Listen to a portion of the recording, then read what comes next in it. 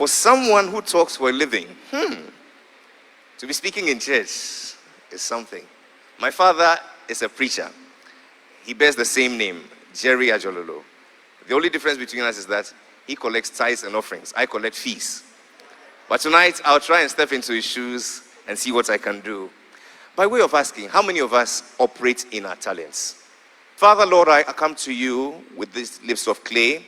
I ask that you anoint them and have me speak, not my words, but your words, that in the end, all the saints here in person and online may be edified. I ask this through your Son and our Savior, Jesus Christ, with thanksgiving.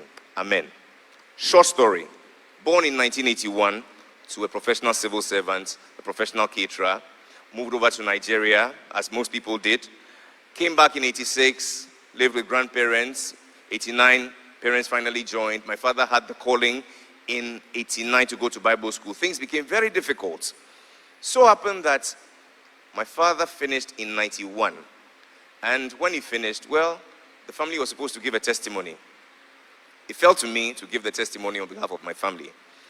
I did it the best way I could. Somebody saw my gift and said, wow, give me a trouser material the next week. Another person gave me a Good News Bible. But really, I didn't see anything special. Fast forward, I went to JSS. It will happen that there'll be issues in class. We need somebody to address the head teacher or somebody. Oh, let's call Jerry. I'll leave them. I'll go and run my mouth. Success, things will go well, and then they say, hey, Charlie, Jerry's a lawyer. So, honest to God, I thought I was going to be a lawyer. But the only defect in that thinking is that I'm not very studious. I'm not that disciplined to sit down and study. But we'll cross that bridge in Jesus' name. Now, I went to secondary school. Same thing followed me. I wasn't very studious, but I had a way of persuading people, appearing before people, making a case. And so, by some stroke of luck, I became head prefect, what we call chief officer, head boy, senior prefect, whatever it is. I went to university. University, it took a different turn. Everybody who knows me from university knows that this guy just had a guitar at his back. That was me in university. I just had a guitar at my back. There was nothing like public speaking, nothing. So, I finished university, found myself in insurance. It will happen that first day of coming to work as an insurance, national service person, I'm seated and an argument ensues on the floor. And I'm rattling my mouth. And then some of the managers notice that, this guy, I think we're wasting talent. He shouldn't be in back office. He should be on the field selling insurance. He has a way of, articulating his stuff. And, well, that's just one thing. Another time, something happens. We need somebody to present. They call on me. I present effortlessly. Then it dawns on the managers that no, we need to create a separate unit in our company such that when we need people to present to organizations, we have those people. So they call it a corporate marketing department. It was just a four-man department. Our overall boss, my immediate boss, who is now the managing director of Holland Life, Nashiri Idrisu, and then myself, and then one other colleague. I would go out, make presentations to organizations. They would listen to me. The presentation will end. Then they all start clapping. And I wonder, why are you clapping? First question, are you on radio? I said, no. Are you on TV? No. I said, Masa, you're wasting talent. They will be on that beat for about 30 minutes. And I'll be upset that, I came here to sell insurance. If not for anything at all, let's talk about insurance. So that became a trend. A number of presentations turned out like that. So one day somebody called me aside and said that, young man, I get your frustration, but hasn't it dawned on you that God has given you something special? Charlie, those times, man was young and a little stupid. So really, it didn't click that I wanted to be a lawyer. I wanted to be a chartered insurer. I had so many lofty ideas. It took my immediate boss, Mr. Nashiri Idrisu, to steer me into the course I'm on right now. We had to open a branch of our company on the Spintex Road. Nas just said that, Jerry Adjorlolo, whether you like it or not, you are doing this. Those times, young man, I'd finished service, I'd worked for a year or two, I was waiting for some promotion. I mean, it was sad. You see me, James Bond, like this. I go out with the company car, with the driver. End of the day, we all say bye-bye to the car, and I go and take trotro. So, I mean, I was ambitious. It was unhealthy, but well, as a young man, we'll forgive that. But Nash was trying to groom me to grow organically. And so Nash was saying that, listen, you have something special. You need to groom it. But Charlie, all those times, man. So Nash said, you would do this program. I said, no, I won't do. He said, listen, you would have to do it. Finally, they gave me the mic. I did the event, and the rest, they say, is history. So everybody says, so you can do this and you are wasting talent. So I was working in a group of companies, the Star Group of Company. Prof. Hinson was a board member of Unibank and other companies too. It so happened that I would do programs for the group and sometimes a few of the entities. But even then, I thought that, well, this thing is just, something that I need to do just, to fulfill some, I don't know, for want of a better word, to just appease my bosses and all that. I didn't take it seriously. Then I did one program. It was the end of year Thanksgiving. That's when somebody walked up to me and said, a young man, nah, this thing's becoming serious. You need to pay attention to it. So long and short, I happened to be in a place where they needed my expertise for a program. It wasn't a big program. I gave 1, 2, 3, and they said, oh, can you do it for us? And that was it. Fast forward, the year was 2012. I had done quite a number of company programs. My MD had to launch his book. They said, oh, Jerry, we know. He's done quite a number of programs. But this book launch, we're inviting other MDs. It's high level. We don't think he's up to it. Let's get a professional. And then Jerry can, understudy. My boss came in and said that, you know what? Let's give him a try. Let's rather get the professional to do the auction of the book. So here I was in those big shoes, emceeing my MD's book launch. And the maestro Kafwide was seated there in the audience, seeing me do my thing. It was free audition. Free audition. He came on stage when I introduced him, and then gave me a compliment. After that, he called me and said, young man, I've met people, but you have something special. I said, oh, child, these things matter. It will take a year, one whole year, on the 6th of December, 2013, for me to receive my first gig from Kafwide. Hitherto, he had referred, he had mentioned my name in other places, but the whole thing was like, is this guy on TV? Is he on radio? How does he sound like? Who is he? So they said, no, we don't know him. 6th of December was the turning point. I got to do the Vanguard group launch. Everybody who heard me, everybody who saw me, said that, are you Kafwide? I said, no. I said, but you look like him, you talk like him, you present like him. That was the beginning. So 2014, 10 years ago, officially, I began this journey. It's been an amazing ride. To date, it's been 1,461 events from January 1st, 2014.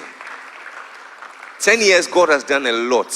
He's brought me before the high and mighty. He's brought me before, any kind of audience you can think about. Serving 27 heads of state in Ghana. Serving numerous multinationals, diplomatic, you name it, I have done it, or by the grace of God. What I want to do with this story now is to tell it to you in a different way from the building blocks. Everybody, let's say discover. Let's say develop. And let's say deploy. Let's go back to the story.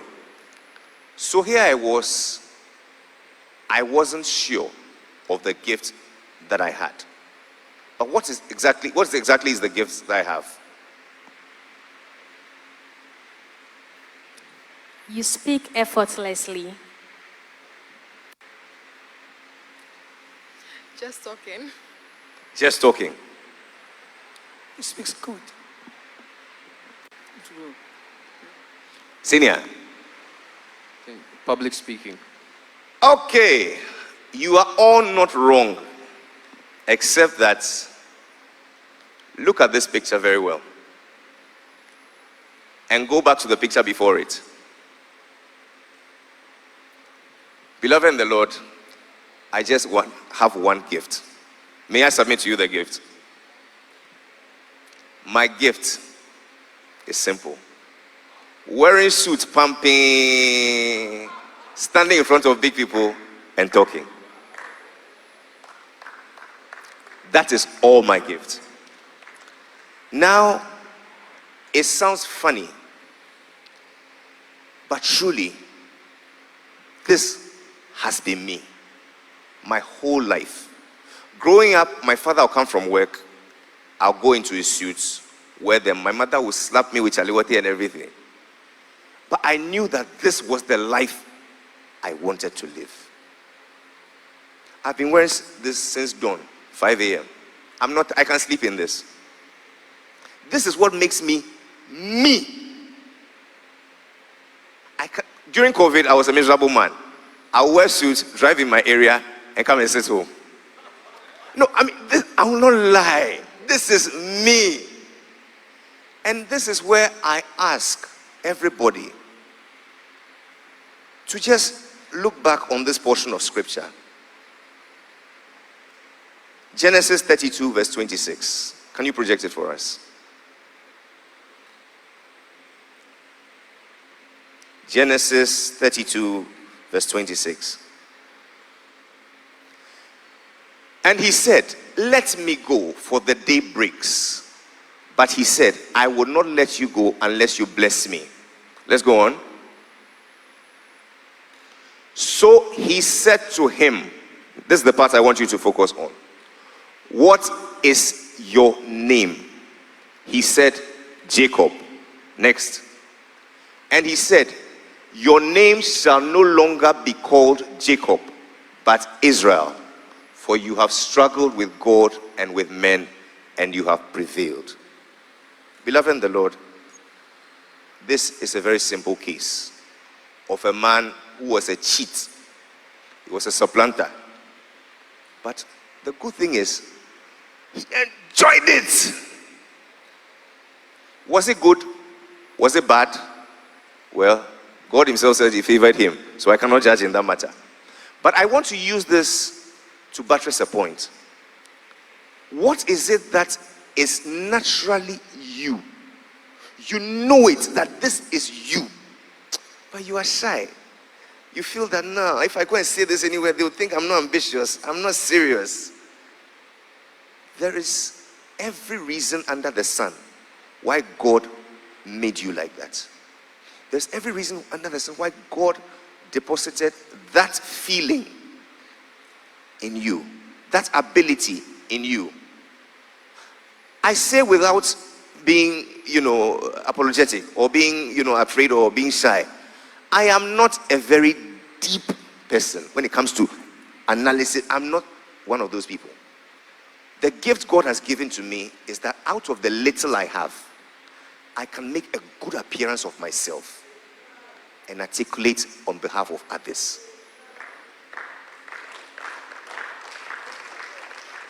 This is unapologetically me. I won't pretend to be something I am not. People of God, can we just come to that point of acceptance where we say that I have always wanted to be a lawyer. I have always wanted to be a doctor. But the truth is that when I hold engines, when I hold thread and needle, when I hold, you name it, you know it. Can you come to that point of acceptance and tell God that, God, this is me, oh God, this is me. I like to wear suit, pumping, stand in front of big people and talk. And you see, from my story, God, knowing this about me, has ordered my steps from the beginning. From primary school, I'll recite a poem. In JSS, I'll be at the defense of others. In secondary school, I'll articulate To the extent that even when it came to becoming school prefect, I went before the administration. They all said, your grades are bad. You are not, no, you're not the kind of person we want for school. The whole school said, it is Jerry we want. Because I read a manifesto and the whole school went agog. So all I'm saying, the first step of discovery is to own up and say, this is me, God. Do as you please. And when Jacob came to that point and told God that this is me, my name is Jacob, I am a cheat, I am a supplanter. God said, I am going to build a nation. I need the likes of you. I may not need the bad side of you, but I need certain aspects of your grit, your determination, your little azan. I need it. And so those genes were passed on to Isaac. They were passed on to other than that, the children of Israel would have been miserable if they were all holy. So, first step of developing your talents or discovering your talents is to be authentic, to be true to yourself, to thine own self be true. The next step is to ask others. Matthew 7:7, ask and ye shall receive, seek and ye shall find, knock and it shall be opened unto you. A lot of times, we orbit around people who tell us exactly who we are. But first, we've not come to that point of knowing who we are first. So we are at conflict. We don't know who we are. So when they tell us to, we don't come to that point of acceptance that, oh yes, you have confirmed who I really am. But let me just make it simple. One of the surest people in your life who can tell you who you truly are, what your talents are your parents. Oh, I won't lie to you. Buy your mother a very nice gift. Go to her, give her the gift, and ask her, Mommy, what do you think I do and do easily? She would tell you everything you need to know. Being born you. My mother has never, look, I said I wanted to be alone. My mother just laughed. Because I said, you were just made to stand in front of you for a talk. But I said, you this mother, is this what you can tell your son? But look at me today. So, the easiest way to discover yourself, find people who know you and can tell it to you as it is. It may be your pastor. It may be your very good friends. But just build a network of people who know you and can tell you as it is. The next thing you can do, pay attention. It ties into, the first one. Pay attention to the things that come easily to you. For me, without doubt, I can do this 247. It comes very easily. Standing in front of any audience to talk, oh, come on. And the human beings, I would just articulate my, simple as that. So find that which you do easily. When you get to that position, you will know that you have truly discovered. Let's go to developing the talent. So I knew the talent. How did I develop it? Next picture.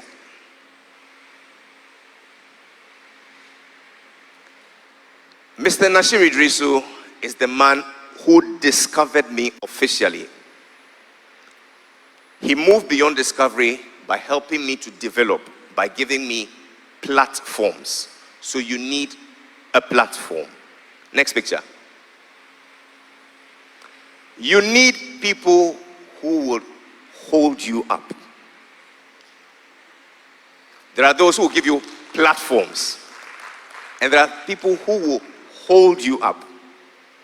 They may not initially give you platforms, but they will hold you up. What does it mean? They will guide you and be observing you to see whether you are truly committed to the cause. Here is this young man and his wife. You've seen them before. They were there from the beginning. This picture was taken in 2015 when I went full-time. This is the first official gig they gave to me. How come it took so long? Because they saw me, they heard me, But they won't just make it easy for you because they just want to. No. They would need to test your resolve, whether truly you are committed to this thing. So they'll throw ideas at you. They will encourage you to do ABC. Just watching your progress. When they see that you are on track, then they can bring you into their fold. We are seeking help from people and we think that they are wicked. Please, they are not wicked. Cast not your pearl before swines. That's what the Bible tells us. It takes a lot to put a bet on somebody. It takes a lot to say that this person, I want to associate with this person.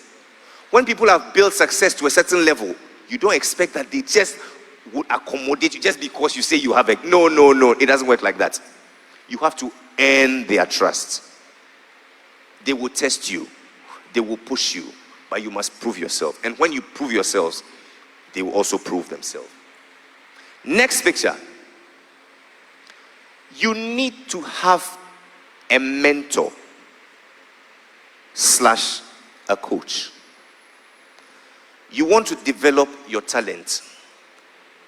Perhaps what you're doing, you've not been trained for it.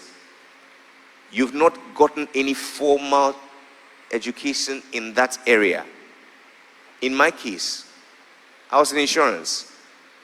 I've never been on radio, never been on TV. Which school teaches how to MC? I'm yet to find one. There's nobody. There's no school. However, there's one coach who says that when the student is ready, the teacher will show up. There are teachers all around us. There are mentors who will guide us with their experience. Rev is not a full-time MC.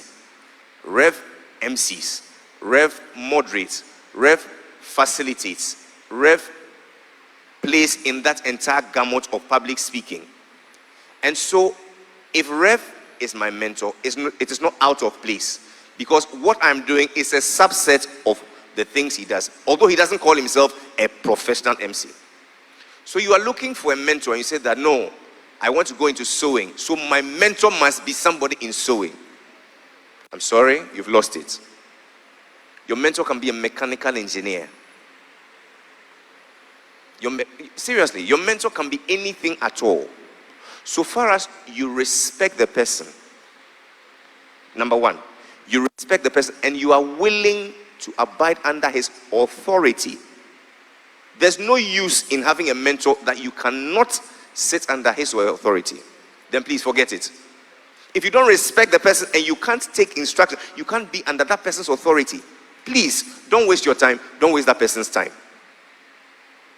The benefit of a mentor is that he or she helps you not to make certain mistakes that he or she made. He or she may not be in your field, but the good thing about knowledge is that knowledge cuts across.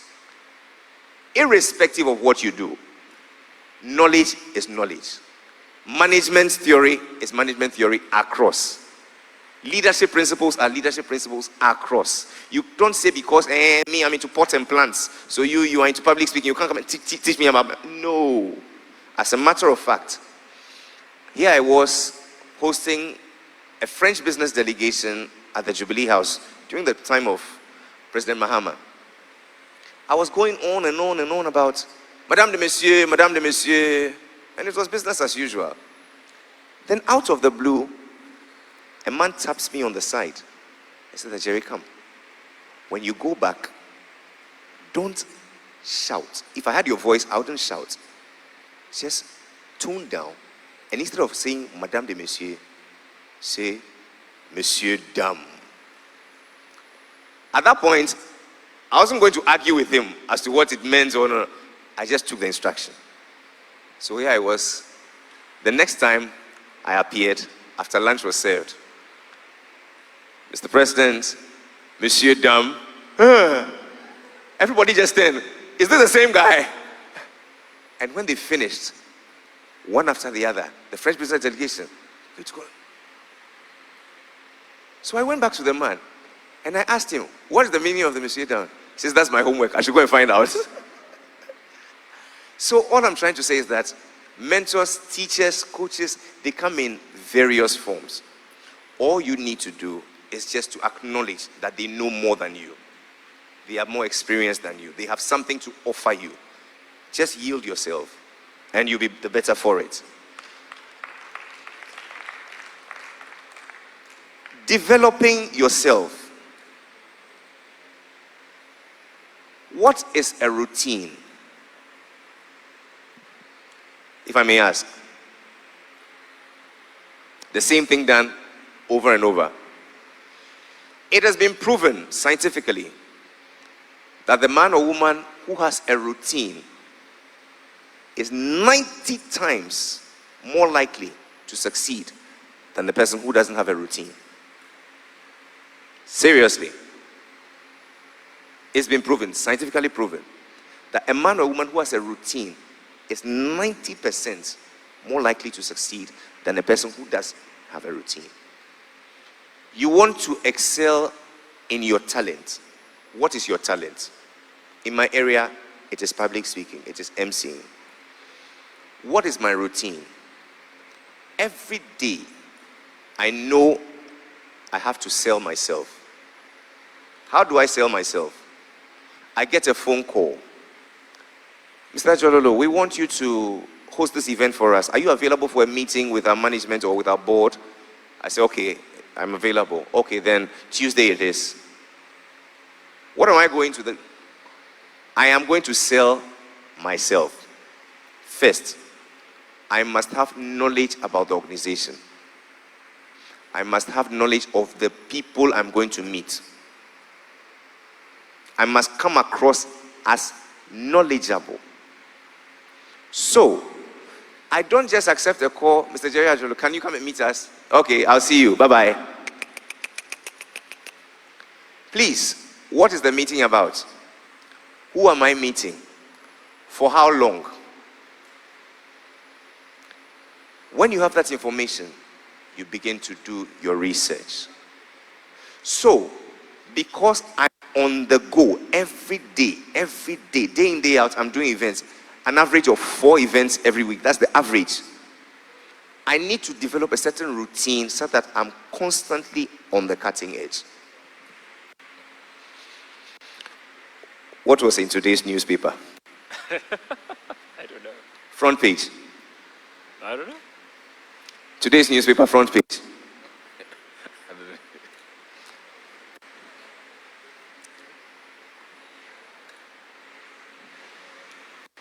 Today's newspaper front page. Okay. I won't blame you if you don't know, because your work doesn't depend on it. But here I was. I had gone to meet the managing director of an organization. I sit down, and guess what? The organization was on front page. I didn't know. They were being lambasted on front page of Daily Graphic. And here I was coming to do their event. I didn't know that they were trending. So he asks me, so Jerry Adjorlolo, you've seen the newest item. So tell me, what should we do as part of the program?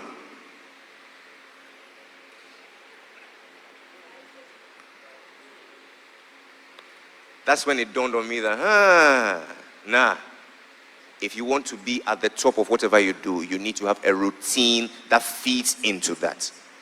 So every day without fail, I check. Just check. Even if you don't read, just check. Because you see, the thing is, it takes a lot to gain people's confidence, like I said earlier. People read you within 1 minute, and they make up their mind as to whether you are worth their time, you are worth their money, or you are worth anything at all. Within that moment, what impact are you going to make on them? I was just sharing with Rev that I'm now being thrown into a certain new dimension.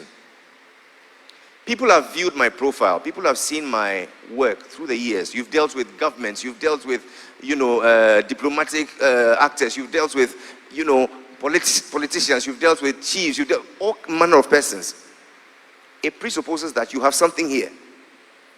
But remember the first disclaimer I put out. Also, I am not that deep in here. Oh. So what do I do? The basics. Today, for example, the company I went to work for, I met their single individual, what am I saying? The largest individual shareholder of the company. He's a multi-billionaire. Based in South Africa, he oversees a big group of companies. You know the question he asked me? Jerry, what do you make of the oil and gas industry in Ghana? That is a pregnant question. But it's rightfully deserved. He's seen your portfolio. You've worked for Talu. You've done a lot of the Ministry of Energy's programs. Recently, you did the Ghana, Investments and Technology, whatever, conference. So if you are doing all of these things, you must have something up your coconuts. So, my routine is such that every day I listen to the news. I don't have the discipline to sit down and read. It's hard. That's why Professor Hinson says I should still come back to school. I'll try. But God knowing the kind of person I am, I like to pick and choose. And on the go, I just take things on the go. I'm done. I was going for this program and I was listening to BBC. BBC was talking about the black hole. I still remember that story till today. That was 2017. Scientists had descended into the black hole. About how many kilometers to find if there's any existence of living, species or whatever, living organisms over there. Here I was going to do a New Month event. The room was a little stiff. I needed an icebreaker. I started off by saying, the time is 8:45 and here's the news on the hour. Scientists have delved 14 feet deep into the black hole to see if there's any existence of life. Well, I hope they find something. But if they don't find, at least we will have ourselves to comfort that for years we have been going down into the belly of the earth and we've come out with treasure. And just like that, everybody, oh. So the thing is, I'm asking you today, what is your routine? Find that routine and make sure that every day without fail, you improve on that. One other thing I do as part of my routine, listening to the news, watching out for the front pages of newspaper, I also watch a TED Talk a day. I am not a speech person. Mine is in short presentations, contextual presentations. So I'm not giving to making speeches. The longest speech I've ever given is about 10 minutes. This is a talk, more like teaching. This is one of a few that I've done. There are no more than 10 in my whole life. But my strength is in going in front of the audience, speaking in context, inviting someone. The person comes to do his bit. I take over. I put something in context, link to the next issue. That is the strength I have. So I watch TED Talks and see how the speakers transition from one idea to the other. I watch other MCs, I watch other presenters daily without fail, and I make notes. One other routine I also, keep. I record myself every time. After every event, when I sit in the car, the first thing I'm doing is to listen to myself. You know what does that? You know what it does for me? When you talk, there are things that you said that you shouldn't have said. There are things that you said that you should have said in another way. And there are things that you should have said that you didn't say at all. So, I listen to myself and I judge myself. So before I come to you for feedback, I know dada.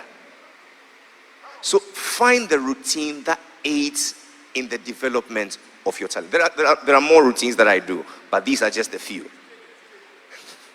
The next thing you need to do in developing your talent, focus on the positives. In my case, I've never been on radio, never been on TV. There have been moments where, Charlie, I have goofed. But I know that, Charlie, I have goofed. But the thing is, it will surprise you when you stand on stage to talk. Majority of the audience are rooting for you. Because to most people, they will prefer death. Oh, than to stand in front of you. No. Me menkasa, they're bitter. So if you are there and you're standing in front of president, hey, you're standing in front of a something, hey, and you open your mouth and then you slip, and because of a slip, it tells on you that you are worried. You are, hey, senior, you get issue. Here I was, 2018. It was the 28th of July, part of, the fasting, 40 days of fasting. I had done an event at Tema in the morning. I was doing another program at Mevin Peak in the evening. The president was there, and these other dignitaries who were organizing the Africa Innovation Prize. Big event streaming around the world. I was doing it with a South African, media personality, very renowned.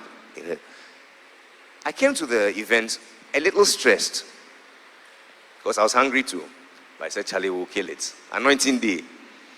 I went on stage, president came, anthem went, they all sat down. Good evening, Mr. President, honorable ministers, this and that, talking, Charlie. I started seeing men like trees. Hey, for here. Hey. I ran off the stage. They stopped the live broadcast. The South African MC just continued. Here I was backstage. I was resuscitated. I took in some water, took in Coca-Cola for some sugar, for some energy. I thought to myself, should I go back? If I go back, should I apologize? Should I just carry on? Something said, you know what can come. The lady was reading out the names of the awardees. From Namibia, Mutumbi Pitela. From Kenya. And as soon as it got to DRC, Charlie, I gathered all the coffee in me. And from the Democratic Republic of Congo, make welcome. And I went to do my thing and proceeded through the event. It ended. Could you believe? A lot of the people who were in the room, by the time the event closed, didn't see that. The room was only 30% full. And here I was worried about how to make a comeback. So you would make mistakes. It is a given. In the development of your talent, you will make mistakes. But that's why it's called development. It is work in progress. Just mind the positives. Forget the negatives. Look, if I tell you some of the mistakes I made on stage, hey, and I'm still here, you see that God is good. But please, just mind the positives and you go far. The next thing I want to focus on is training and development. Continuous improvement. Let me put it that way. There's no school that teaches public speaking, but I have a mentor. I have a coach. What else can I do? Demand is being made on me to now present other things apart from being on stage. Last 2 months, an organization called me. Their global executives had come down. They wanted me as a chaperone. You understand what that means? These global executives will go to Kakum. They will go to Elmina Castle. They will go to certain critical installations and stuff. They need somebody who is knowledgeable to tell them about things. And I said, okay, MC Jumaho. But they feel that you've worked with us sufficiently. You know us. And we trust in your competence. We've seen you mingle with all of these people. So you will be a good fit. So I accept the challenge. I sit in the front of this V8. These global executives are behind me. There's another convoy of other executives. They start throwing questions. First question they ask. So you see, our company is deep in sustainability, and we want to really go into the catchment areas where we operate and empower the local farmers, make sure that they take up sustainable practices. Jerry, do you know about sustainability? I said, hey! Long live Prof. Robertson, who couched the MSc International Business Program at the University of Ghana. Please, a round of applause for him. I said, if at least I didn't write the exams, if I didn't pass, the knowledge there, it did. I started firing left, right, center. Hey! And then I said, goodness me, knowledge is good. We feel that, Charlie, in Ghana, everybody is getting some masters, this and that. The rest is about practicals. No. Make no mistake. There is something about knowledge. You see, knowledge gives you confidence. And out of confidence proceeds what? Competence. When you hear a man who is learned speaking, apart from those who just want to bamboozle you with technical, you see that there's depth. The way in which they flesh out issues is different from the ordinary Joe. So don't discount the position of knowledge when it comes to your talent. I'm at a point where I'm a little lost as to which area of study I should proceed in. Whether I should do a global MBA, whether I should do law, but whatever comes at me, I will grab it. And so please, you heard it here first. I'm going to finish that course I started.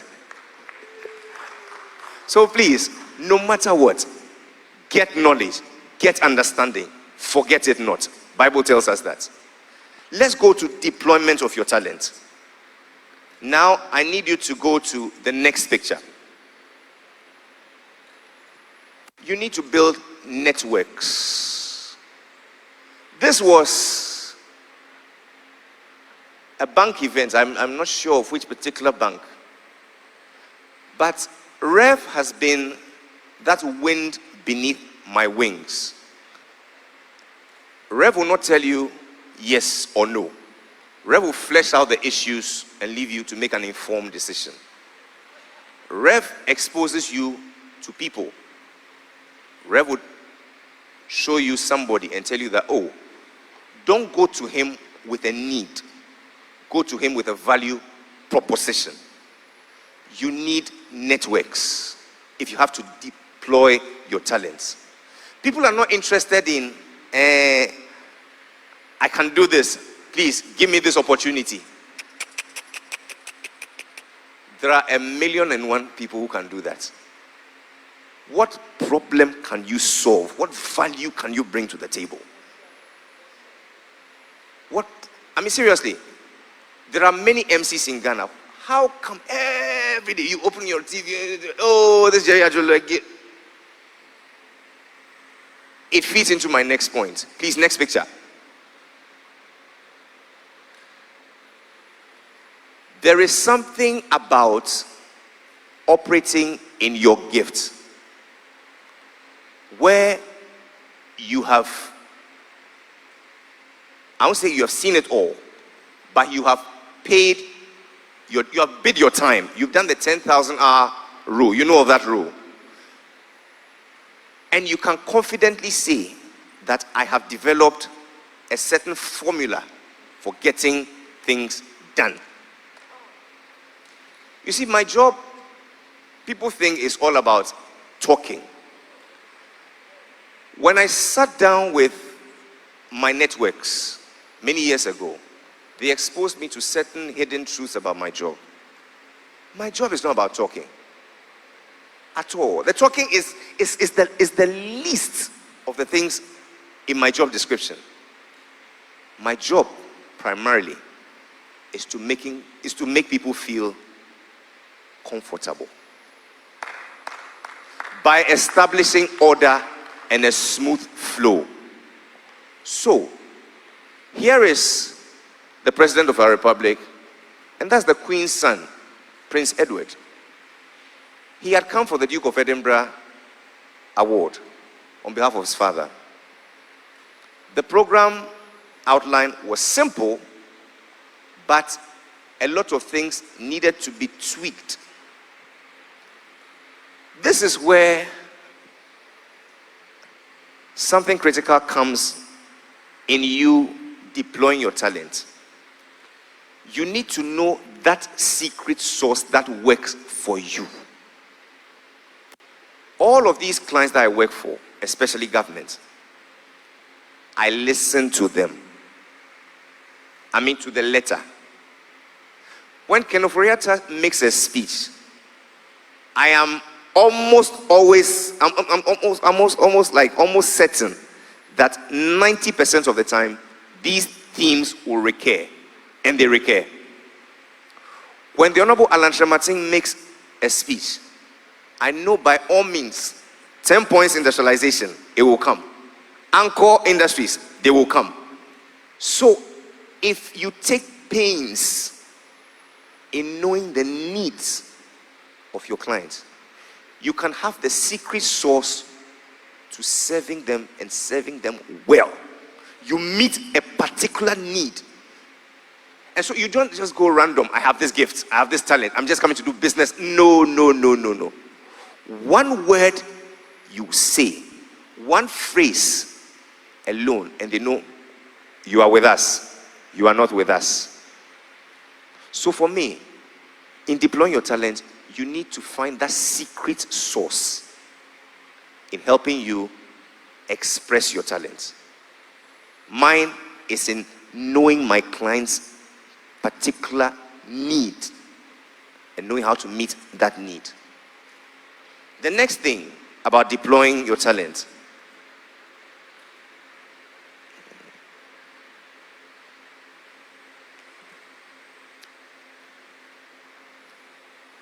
build systems. Let's go to the next picture. No, not this one. The next one. Another one. There's another one. There's a chart. No, not the video. There's a chart. You see a certain chart.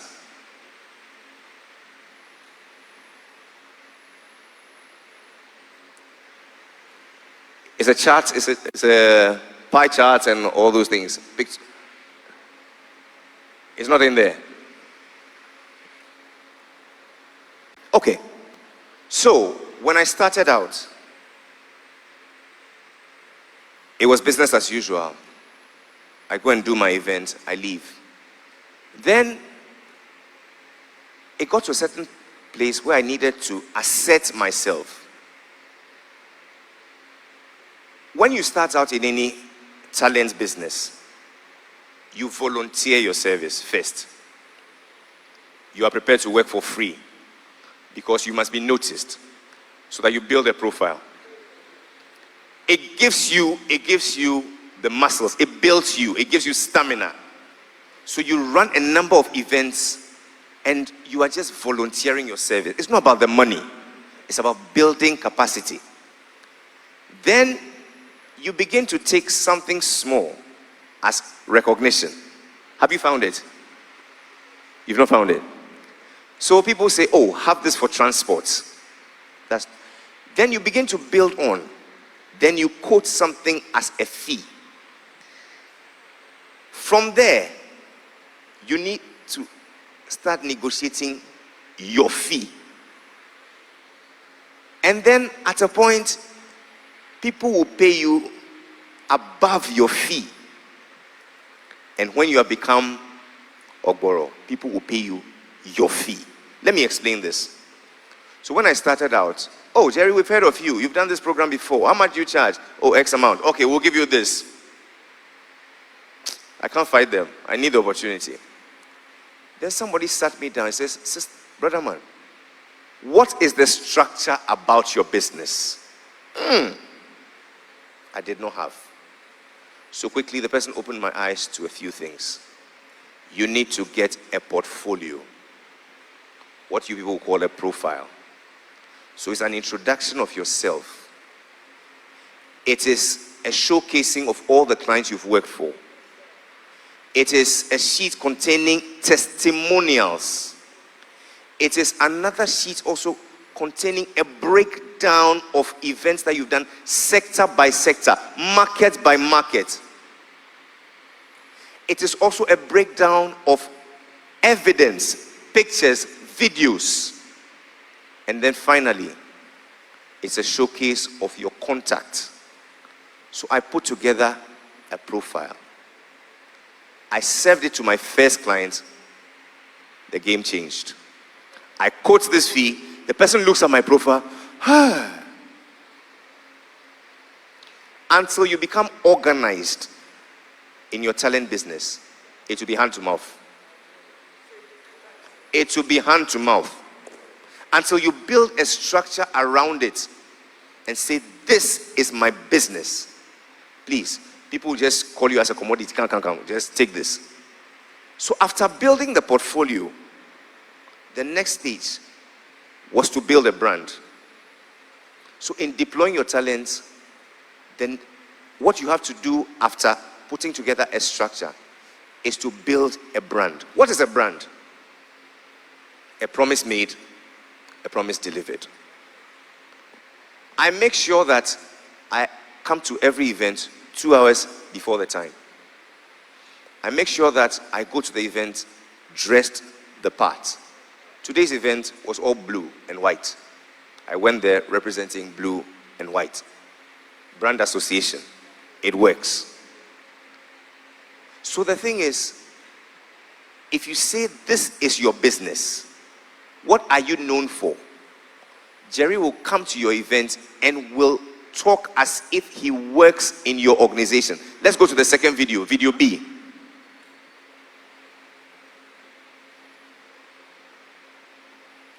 Sound.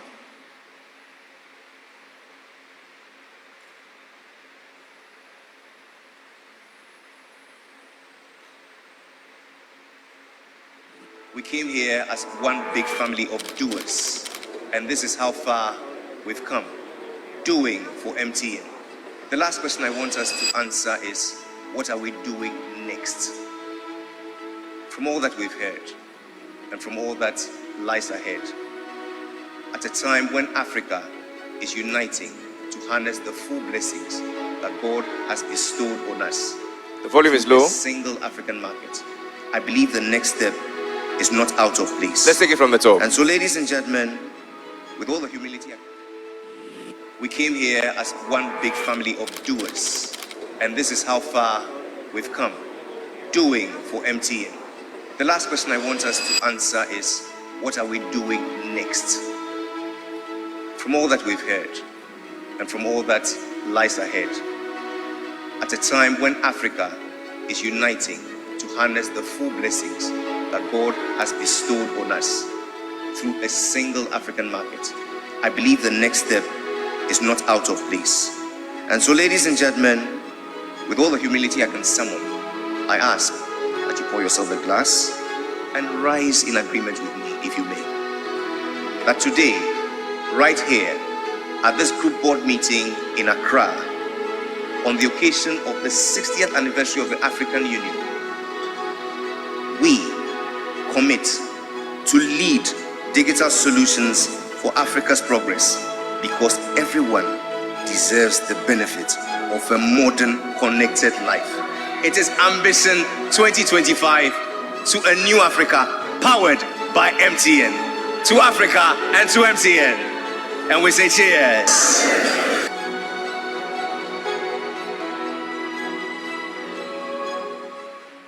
This was the group board meeting of MTN in Ghana. Everybody MTN was here. They brought stakeholders. You saw the Honorable Ken Oforiatta. You saw other ministers, other people. What is their objective in Ghana for this board meeting? Well, Brofu Bebre. But you are there on stage as MC. What is your job? To make meaning of the night and of all their efforts for all their stakeholders. This idea came to me right there and then. The global theme for MTN, or their global objective, is Agenda 2025, making sure that all Africans receive, connectivity, because we deserve the benefit of a modern connected life. Basically, that's it. From all the speeches that came forth, they all pointed in that. What was I going to leave everybody with? It is that value proposition of the brand.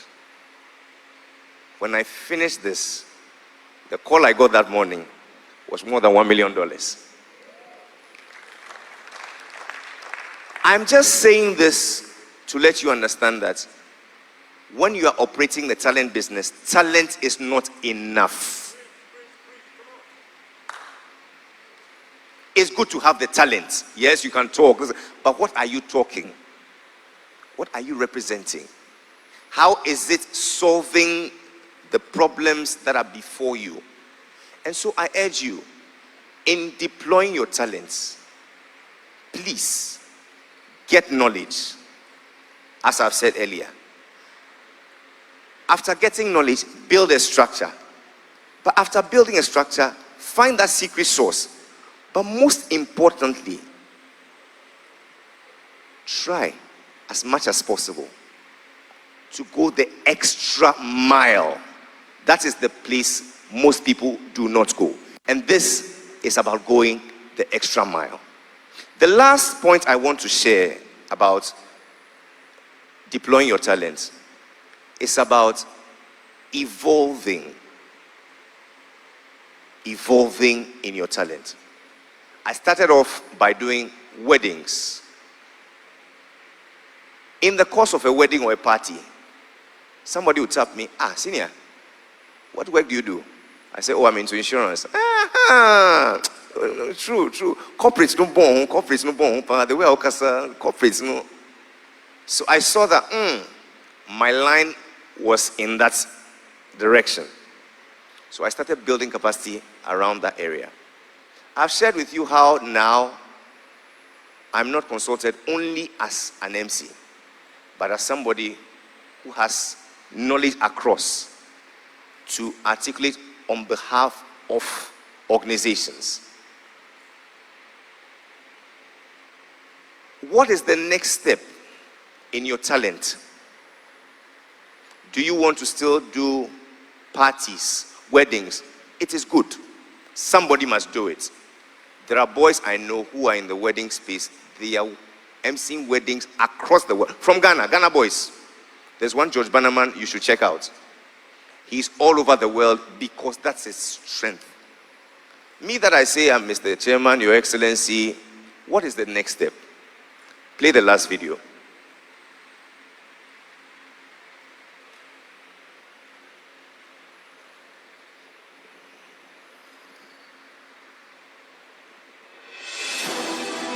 What I want us to do, Your Excellencies, is for us to break this topic into two themes. The one will be able to improve. We badly need political stability, political will, and political integration.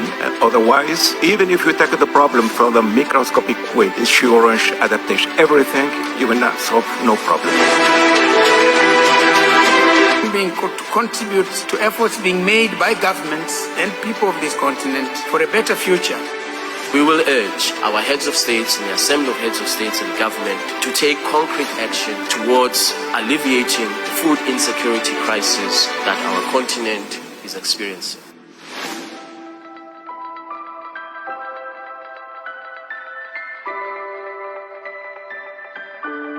The time is long overdue for Africa and Africans to define our own narrative. We must be defined by what we see in ourselves and not what others choose to say about us. We have to look to ourselves. Life is how you use what you have and not how you use what others have. This is true independence, so let's be truly independent.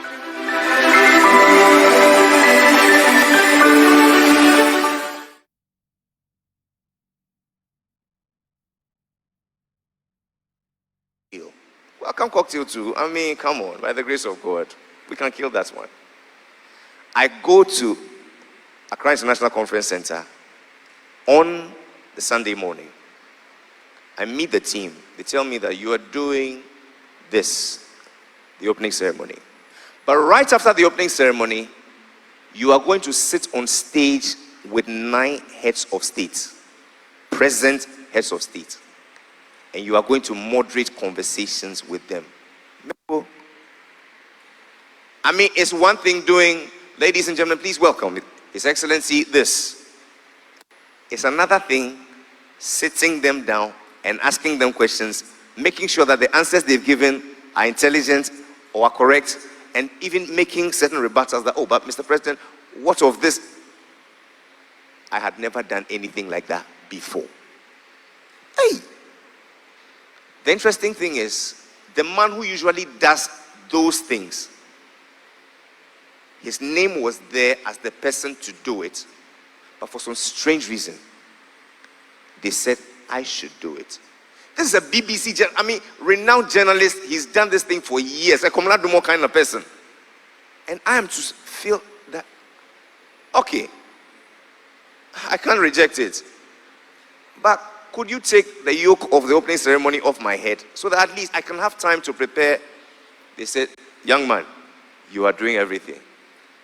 Well, as my father would tell me, when the ball is played to you, you don't ask why. You also play. I left there by 11:30, 12, went home, was expecting the list of the heads of state and the questions that they wanted me to ask, or the speaking points. That came at 2 something. By 4:35, I was supposed to be on my way to Kempinski to host the evening's program, the welcome cocktail. We finished at about 10 something. I went home, it was almost 12 midnight. Rev, it was all night. President after president. I go on YouTube. What did they say concerning this topic? 9 heads of state, 9. Not 2, not 3, 9. So I put my questions down for each and every one, trying to link how I can ask this person this. I mean, they are not all from Africa too. Some are from Caribbean, some are from Africa. This is where David and Goliath come into play. I get there, I do the opening ceremony. While we are ending the opening ceremony, a sheet is just forwarded to me that right after the opening ceremony, we'll have a 30-minute break, and then we'll empanel the heads of state to begin the dialogue. I said, Lord have mercy. I looked down on the sheet. 7 of the heads of state were not present. They had been replaced.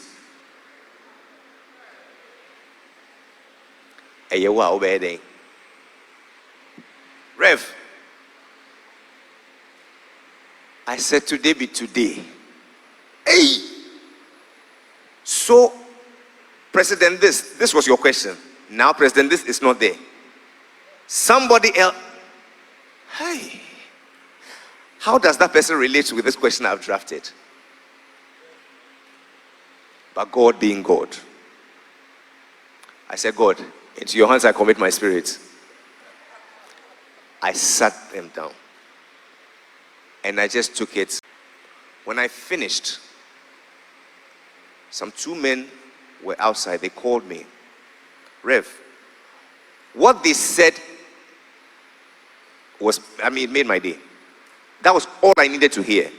You know what they said? Young man, we watched you. You did not make a fool of yourself. It is clear to us that those shoes were bigger than you, but you held your own. You did not extend yourself trying to be something you are not. You asked the questions which were given to you innocently, and you didn't pretend as if you were an authority. That is the mark of a man going places.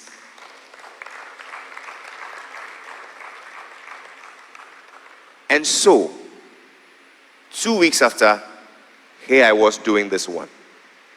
All I'm just trying to tell you is that In your journey of deploying your talents, you will be challenged. Curveballs will be thrown at you. Don't ask why the balls have been thrown at you. Play the ball, but play the ball based on the fact that you have done the work. You have the knowledge. You have built competence, but above all, you have God on your side. I wish you the very best as you discover, you develop, and deploy your talents. Wow.